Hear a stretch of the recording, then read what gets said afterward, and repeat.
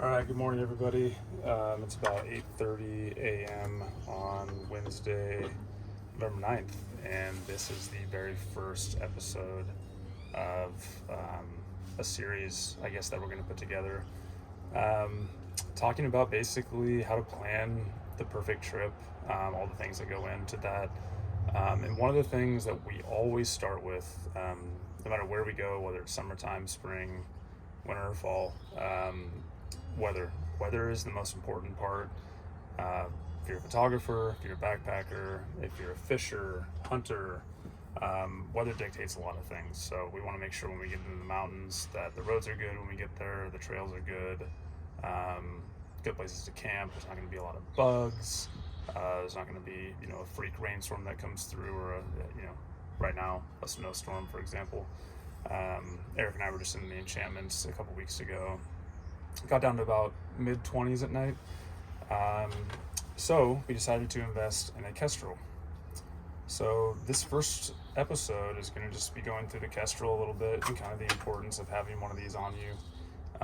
And ultimately, hopefully, I can come back to this video in 4 or 5 months to reference, because what I'd like to do is, specifically in the back Northwest, weather is insane, right?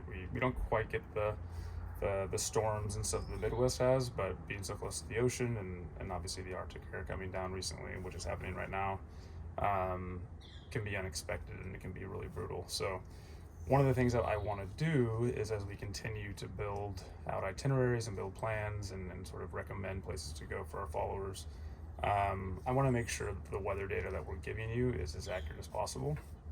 So on my list of things to do, starting today actually, is to look at a 72-hour forecast on probably the most popular weather sites. So Dark Sky, which will be Apple weather here come January 1st, as well as things like Weather Underground, NOAA. Here in Seattle, we have the University of Washington Weather Center. They do a lot of good stuff. So I want to look at all those forecasts. I want to understand kind of what the different models are predicting, and then actually when we're out there in the field, it's really hard to get good forecast data when you're at 5,000, 6,000 feet. It's really hard to get good radar, good ideas about what's happening with wind chill, for example, or snowfall. So the idea is to take all the predictions, go out and test all the predictions using the Kestrel. This is the 3500 night vision. And then come back and sort of see which models have the best, most accurate data for our region. So ultimately, when we're going out and saying, hey, here's a great trip for the Poseidon Wilderness, or here's an awesome trip for the Northern Cascades, there's a plane flying overhead, so I apologize. When we give those recommendations, we want to be using the best data we possibly can. So in this episode, we're looking at weather data. Subsequent episodes, we'll get into geological data, or looking at trail data, whether it's the WTA or All Trails, or using Gaia. We use Gaia for a lot of stuff. Very, very powerful tool. So without further ado, I'm just going to make a really quick just kind of tutorial. So when you turn this thing on, it needs to be calibrated. We can see speed of the wind, current, average wind temperature, wind speed, max wind speed. We also can get into, obviously, the degrees, Celsius or Fahrenheit, wind chill, relative humidity, heat index, dew point, bulb readings, barometric pressure, your altitude, etc. And all of those are different for a lot of reasons. As you get better with understanding the changes in barometric pressure or dew points, for example, you can really start to predict and understand if there's going to be a freak storm coming through in the middle of the night. So I always have a field book with me. This is waterproof. I can write on this throughout the trail or through the hike. So if we start the hike and the barrow's at 1,010, and it starts to drop, it's a pretty good indication that there might be a storm system running through. So obviously, not a lot of trails or backpacking through hikes are going to have access to service. So having something like this that's offline is fantastic to be able to get those readings.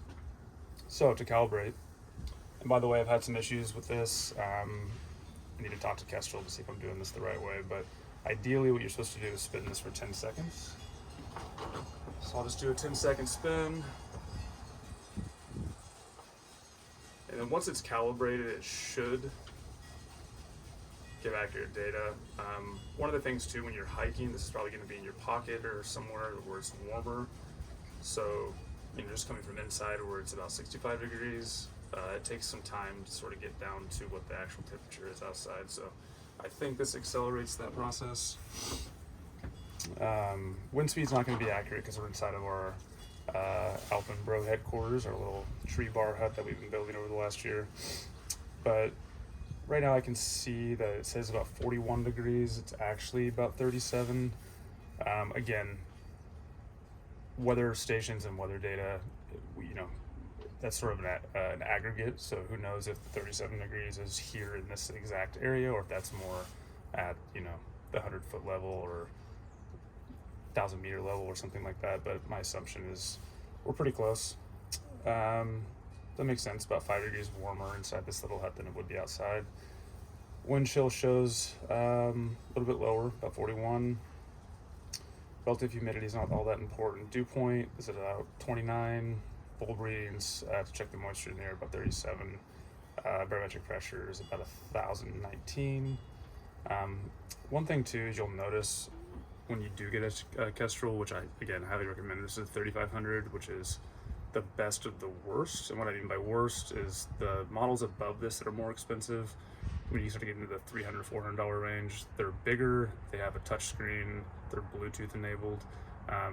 These ones are not those, but the 3500 is the best of all those ones that are sort of the more analog version.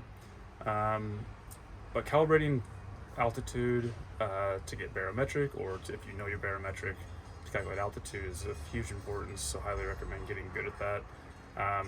Again, I've not had a lot of luck calibrating this. I've had some issues, so if anybody's watching this and you know how to calibrate well, or you know why I have to literally calibrate the altitude every single day, I would love to know how to fix that. But yeah, in general, Kestrel or some sort of weather meter, those little ones you can buy at REI for $5-10 at the checkout line.